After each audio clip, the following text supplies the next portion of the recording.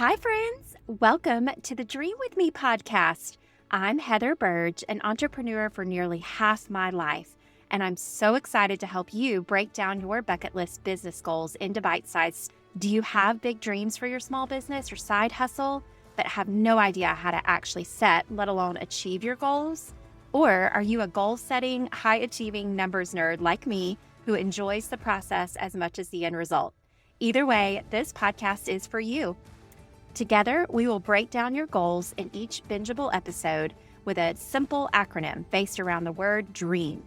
I'll help you D, decide what you really want, R, reverse engineer what it takes to get there, E, embrace your numbers, A, ask for accountability, and M, make some momentum. Are you ready to dream with me today? Break out that notepad and your calculator and let's do this. Okay, friends, yay! I am so excited for today's episode because guess what? Today, we're going to talk about something pretty special. We're going to talk about you, my friend. And I'm super curious, do you ever struggle with comparison to others in your industry or whatever business model that you're in? Or do you ever get frustrated with why you aren't hitting those big goals? So you write something down, you have this big vision for where you want to be. Maybe it was last year and you fell short and you just were left with being frustrated for not achieving all that you wanted to achieve. Guess what? I have been there. And my friend, wherever you are in your entrepreneurial journey, guess what? You're exactly where you're meant to be. And all you can do is focus on growth from right where you are in order to get from where you want to be. So in today's episode, I am going to share with you the importance of embracing your numbers, not my numbers, not your mentor's numbers, not your friend that is in business with you's number, not your competitor, not whatever numbers you hit in your last business, but right where you are now with whatever business you are trying to scale and grow. So last week, we talked about reverse engineering your goals. Did you do your homework? Each week, I am going to give you some clear action steps that will move you forward in achieving those big goals that you have in mind for your business. And so if you haven't listened to that episode, no big deal. But if you have, then if you did the homework, you have likely analyzed your numbers in your budget. So I mentioned using the Wave apps software to gather info on both my income, but also my expenses to figure out what my bottom line impact is, right? The actual amount of money that I'm putting in my pocket and where my money is going that I'm spending. So also the other piece of homework from last week was to set a finish line goal to accomplish for each quarter for the rest of the year, for each of the however many quarters are left in this year. That's your homework. So why is this important? We are going to pair both your goal and your vision for where you want to be in your business, but we're going to start from right where you are and show you the power of one of my favorite words that I love so much, incremental, and focus on what incremental growth versus this big, just abstract, giant number that that you have in your mind. We're going to focus on taking you from where you are right now to where you want to be by focusing on smaller steps of growth along the way. So let me first share an example of this in my business. So how do I go from where I am in my business from where I want to be by the end of the year? I start from where I am. So let's flash back 4 years ago to my business in 2018. So essentially in 2018, I had 3 different streams of income. One was a boutique that sold formal wear, bridal, special occasion wear, and that was a business that I had for years that unfortunately it was seeing incremental decline. Then I had my bridal shop, which had seen incremental and slow and steady growth, I would say, post-recession for the previous 10 years. And actually in 2017, we had just finished our most profitable year for both of those businesses combined since the recession. However, that was after my first full year in business with my network marketing company. And even though my income from that business at that time wasn't necessarily huge, it was just an extra amount that went in my pocket each month, I could see that it was growing and I could see the potential and I knew what was possible with that business. So I focused on where I was at that time. Full disclosure, even though I had done pretty well, I had around 100 teamies. My sales were pretty strong. But if I was in comparison mode, which let's be real, who isn't, especially when you're first starting a business. I was looking at some of my sideline sisters or my mentors, and they had larger teams, larger incomes. But I tried not to let it get to me. And instead, I sat down, chatted with my mentor, Sarah. She's incredible. And she was the one that helped me work out these numbers. And we started from right where I was, which was 100 teamies. And I knew that at her rank, which was a couple steps ahead of me, that she had about 350 teammates on her team. And so I thought, what's it going to take for me to get there? So I whipped out my Notes app on the phone and I wrote down each month of the year, and I figured out an incremental growth plan for how to get to 350 teamies in that year. And I did this, and I'm going to show you guys how to do it in just a second, but I did this every year since. And that's how I've now grown my team from just 4 years ago to around 100 women to now just shy of 4,000 4 years later, which is pretty mind-blowing. And I can't be anything other than grateful for just the amazingness that I can't even believe I get to call this my job. But I digress a little bit. If I had not started from where I was, and if I had stayed stuck in that comparison mode and let the mentality of, oh, I'm not doing as well as I want, or I'm not making as much as, again, or someone in my mind. But instead, I focused on that clear vision of what I wanted, which was what my mentor Sarah had and what I knew if she could do it, I could do it too. And she was happy to help me and show me the way. And I knew I could get there too if I just focused on slow and steady and incremental growth. Okay, so enough about me. Let's get back to you. I want you to take whatever number you want to grow. Maybe that's your net income, which again is money in your pocket after expenses. So if you did your homework, you know what that is for you. And hey, as entrepreneurs, honestly, why are we in business if not to grow our net income? So not your gross income. I was grossing over $1 million in my business at that time, but my net income was just about 10% of that, which again was awesome. But I had a lot of that money going to expenses, going to my inventory, and going to debt reduction because I was also a couple $100,000 in debt at that point. Oh my goodness. That's another story for another day. But maybe your number that you want to grow is your number of followers on your social media platform. Or maybe if you're a photographer, a wedding photographer, maybe it's the number of weddings that you want to take on this year. Maybe if you are in network marketing like me, maybe it is your team size. Regardless of what the number and metric that you want to grow and that metric that you wrote down, I want you to start right where you are, and we're going to focus on incremental growth. All right, what does this mean? It's time for some homework, my friends.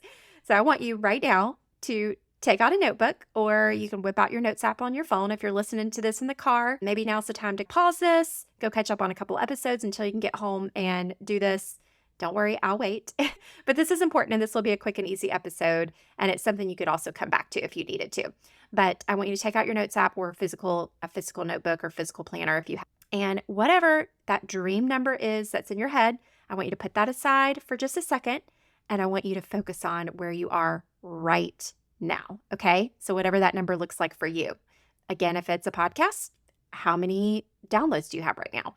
If it's maybe a business that you just started, maybe you've only been in business for a month, what is that income? Or what is that number of, maybe you're an Etsy seller, what is that number of candles that you sold last month? What's your number right now? I want you to write that down at the top of your Notes app, and I want you to write down on the top of wherever you're writing this down, okay? And if you're like me and you want it to be neat and pretty, you can put a title at the top that says 2022 growth, but write it down, okay? Start from right where you are. Next, I want you to make a vertical column. So again, if you're in your Notes app, which is my favorite way to do this, you're just going to keep hitting the enter button. Otherwise, if you're more of a written down pen and paper girl, you're going to take out that fancy pen. We can have an entire different discussion on your favorite pens. In fact, let me know on Instagram what your favorite pens are at Heather K. Burge, because I always love learning about extra pens. Mine are U brands, by the way. You can find them at TJ Maxx and Home Goods a lot of times. Okay, I digress. But I want you to make that vertical column with all 12 or whatever months left in this year. So I said all 12 months, but there might not be 12 months when you listen to this episode. So just whatever's left in this year. When I did this for the first time in 2018, it was just around this time, the end of January, and I started with February. And I just listed that out. That just start with the months, baby steps here. And I want you to take the number where you are right now and I want you to multiply it by 1.1 to get an incremental growth rate of 10% better from where you are right now, and keep doing that for every month. So say, again, you have 100 teammates or you're selling 100 candles. 10% growth, 1.1 would be 10, right? So 100 times 1.1 is 10. So guess what? You've sold 10 more candles this month than you sold last month. Yay! You have sold a total of 110 candles. So let's keep doing that. So multiply 110 times 1.1, multiply whatever that number is, because as much as I love math, y'all, can't do math in my head. Have to write it down, have to do it with a calculator. Yes, so just keep going. Look at what that looks like and keep doing that for every single month of the year. So what does that number look like when you get to the end of it?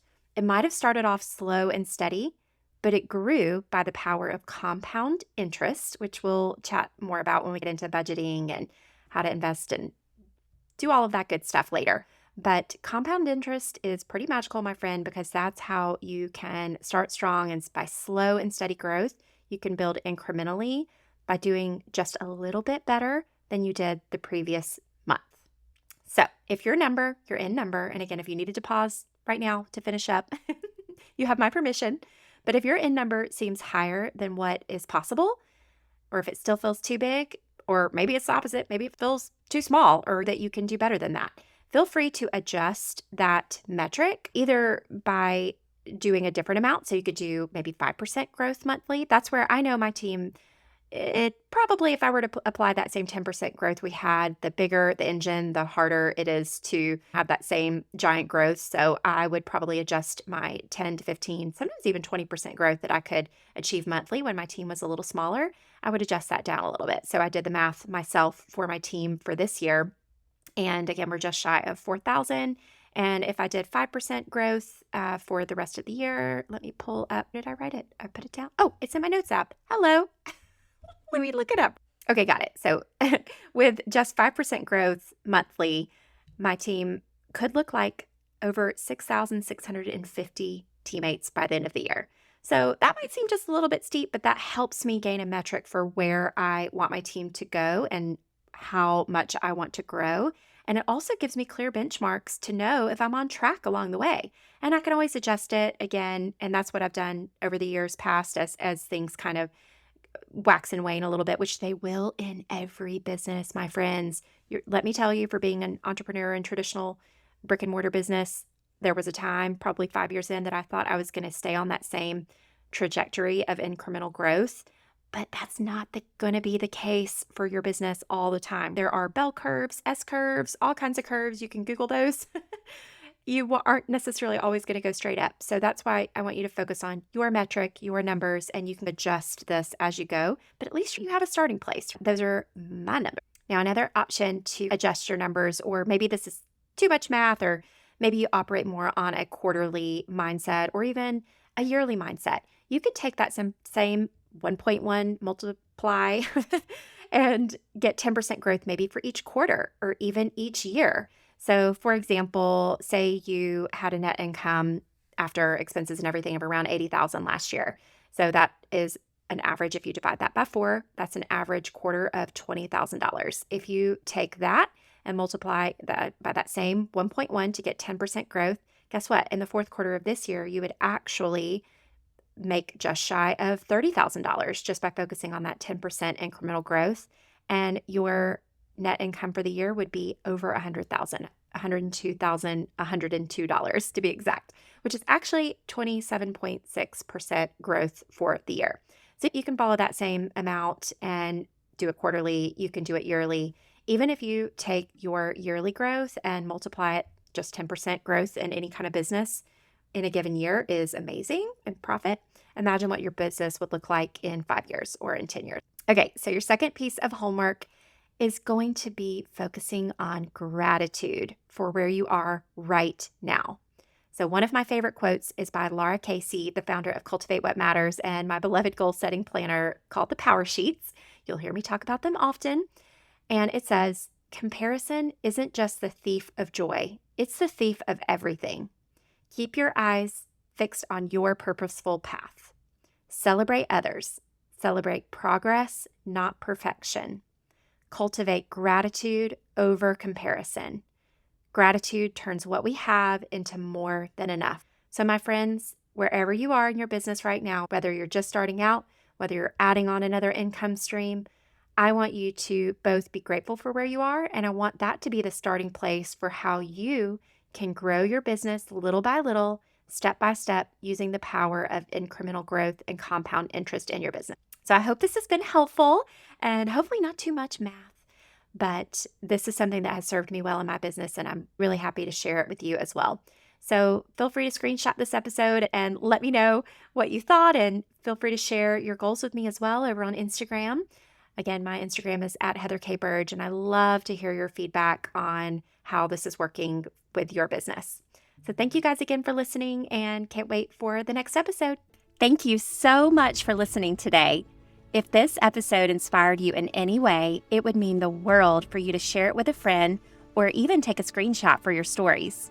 Just tag me @HeatherKBurge on Insta or shoot me a message to let me know what you thought about today's episode. And don't forget to check out heatherkburge.com for more information. Sending y'all big hugs and gratitude for dreaming with me today.